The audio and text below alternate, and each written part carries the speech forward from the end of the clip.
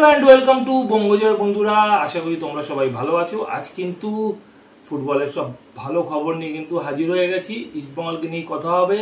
East বেঙ্গলে কি আসতে পারে অস্কারের পুরনো ছাত্ররা, এরকম কিন্তু একটা সম্ভাবনা দেখা দিয়েছে। তো সেই নিয়ে তো অবশ্যই আলোচনা হব।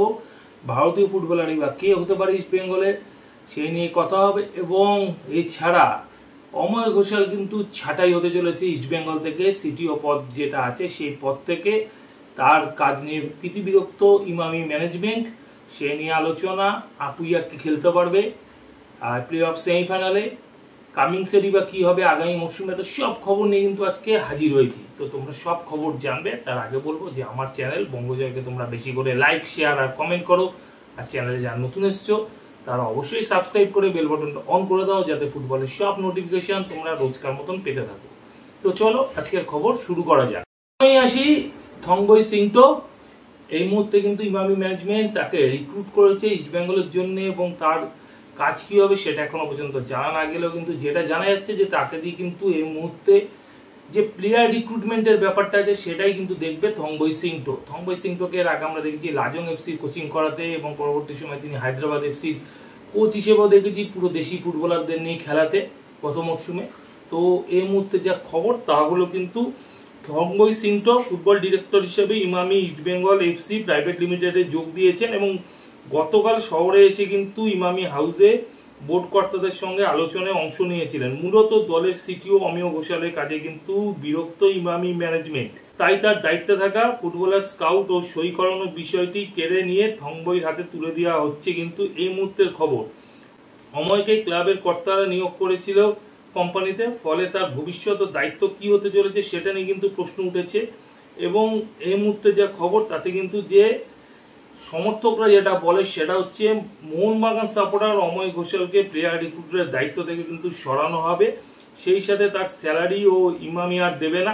এটা কিন্তু মোটামুটি ফাইনাল করে ফেলেছে, কারণ অময় ঘোষালকে নিয়োগ করেছিল ক্লাব, আর ক্লাব থেকে যাদের নিয়োগ করা হয়েছে তাদের স্যালারি এপ্রিল থেকেই ক্লাবকে দিতে হবে। এর দায়িত্ব কিন্তু আর ইমামি ম্যানেজমেন্ট নেবে না।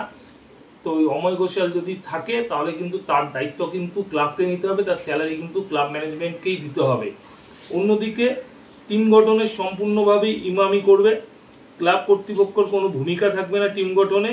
এই টিম গঠনের দায়িত্বে এবার নিয়ে নিয়েছে আদিত্য আগরওয়ালের ছেলে বিভাস আগরওয়াল। ও সিটিও হিসাবে হোক বা রিক্রুটার হিসাবেই হোক বা স্পোর্টিং ডিরেক্টর হিসাবে যেভাবেই হোক, থংবই সিংটো এবার দল গঠনের ক্ষেত্রে মুখ্য ভূমিকা নিতে চলেছে, এবং দল গঠনে অময় ঘোষালের কিন্তু কোনো ভূমিকা থাকবে না। এছাড়া কিন্তু আরো যা শোনা যাচ্ছে তা হচ্ছে এই বছর সাফল্য পেতে কিন্তু মরিয়া ইমামি, কারণ লাগাতার ব্যর্থতার জন্য একদিকে যেমন ইমামি ব্র্যান্ড ভ্যালু ক্ষতিগ্রস্ত হয়েছে, অন্যদিকে ক্লাব ও ইমামির চুক্তি ক্লজ অনুযায়ী সাফল্য না পেলে ইমামিকে সই দেওয়ার পথটাও প্রশস্ত হচ্ছে ক্লাবের কাছে, যেটা ইমামি বন্ধ করতে চায়। সেই কারণে সম্ভবত এবছর দলের বাজেটও অনেকটা বাড়তে চলেছে।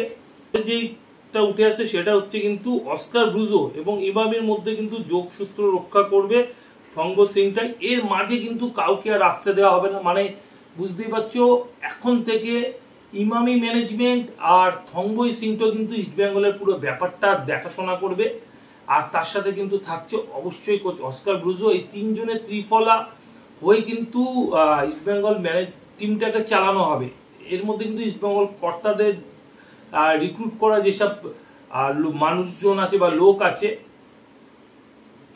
এর মধ্যে ইস্ট বেঙ্গল কর্তাদের রিক্রুট করা যারা আছে এই অময় ঘোষালদের মতন লোকেরা, তাদেরকে কিন্তু আর রাখা হচ্ছে না ইমামি ম্যানেজমেন্টের তরফ থেকে। আর ইমামি ম্যানেজমেন্ট তাদের কিন্তু আর কোনো স্যালারি বহন করবে না। এবারে পুরো টিম গঠনটাই কিন্তু করবে ইমামি ম্যানেজমেন্ট।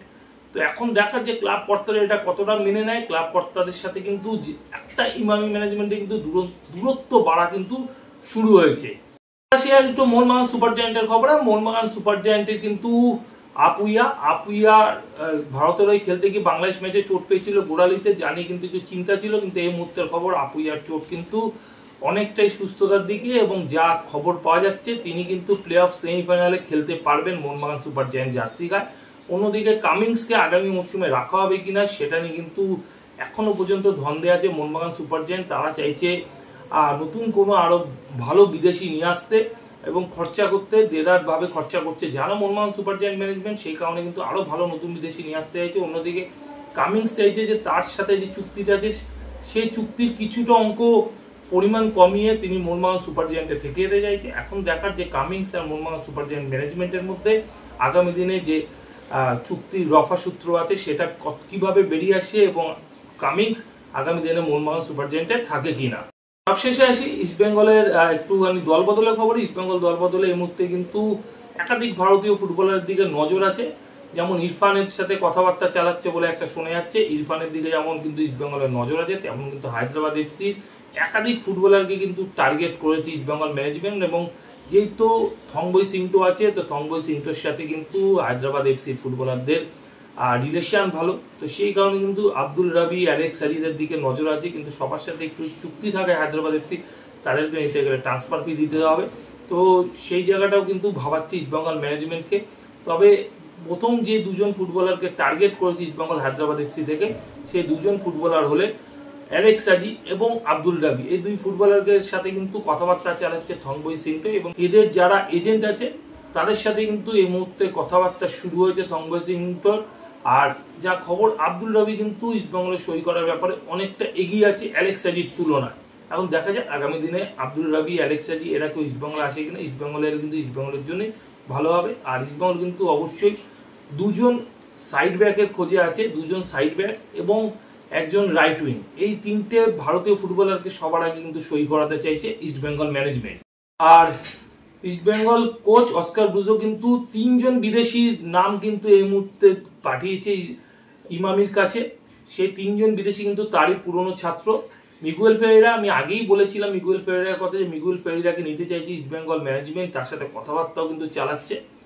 তার সাথে বসুন্ধরা কিংসের একটা চুক্তি আছে, বসুন্ধরা কিংসকে যদি মিগুয়েল ফেরেরাকে নিতে হয় তাহলে কিন্তু ট্রান্সফার ফি নিতে হবে। এখন দেখাচ্ছে মিগুয়েল ফেরেরাকে ট্রান্সফার ফি ইস্টবেঙ্গল নেয় কিনা। আরেকজন হচ্ছে রাফসান রবিনো। রাফসান রবিনো এই মুহূর্তে ব্রাজিলের ক্লাবে আছে, তার সাথে কিন্তু 31শে মে পর্যন্ত ব্রাজিলের ক্লাবের চুক্তি।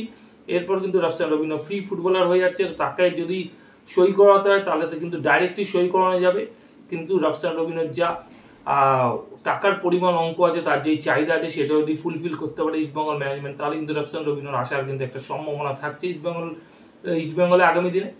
আর গফুরভ, উজবেকিস্তানের এই সেন্ট্রাল মিডফিল্ডার ফুটবলারটিকে কিন্তু নিতে চাইছে ইস্টবেঙ্গল কোচ অস্কার ব্রুজো নিজেই কিন্তু নাম জমা করেছে ইমামি ম্যানেজমেন্টের কাছে এই মুহূর্তে যা খবর। তবে গফুরভের সাথে কিন্তু চুক্তি আছে বসুন্ধরা কিংসের, এবং তিনি কিন্তু এই 13ই মার্চ বসুন্ধরা কিংসে সাইন করেছেন।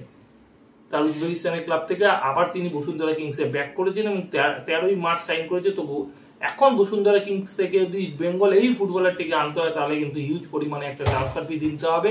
আর অন্যদিকে বসুন্ধরা কিংস একসাথে মিগুয়েল ফেরেরা এবং গফুরভকে ছাড়বে কিনা সেটাও কিন্তু সন্দেহের ব্যাপার, কেননা বাংলাদেশ প্রিমিয়ার লিগে বসুন্ধরা কিংস খুব একটা ভালো পারফর্ম করতে পারছে না, সেই কারণে কিন্তু তাদের পুরনো ফুটবলারদেরকে আবার ফিরিয়ে নিয়ে আসা হচ্ছে।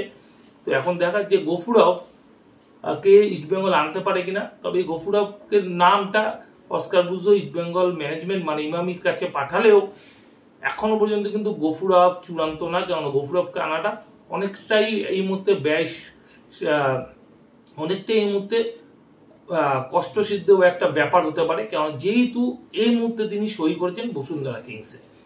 তো বন্ধুরা, এখনকার মতন খবর এই পর্যন্ত। নতুন খবর নিয়ে হাজির হবো তোমাদের কাছে পরের ভিডিওতে। যাওয়ার আগে শুধু একটাই কথা বলবো, আগের ভিডিও যারা মিস করে গেছো ডেসক্রিপশন বক্সে তাদের জন্য আগের ভিডিও লিঙ্ক দেওয়া থাকবে, তোমরা লিঙ্ক ক্লিক করে কিন্তু আগের ভিডিও দেখে নিতে পারো। এখনকার মতন গুড বাই।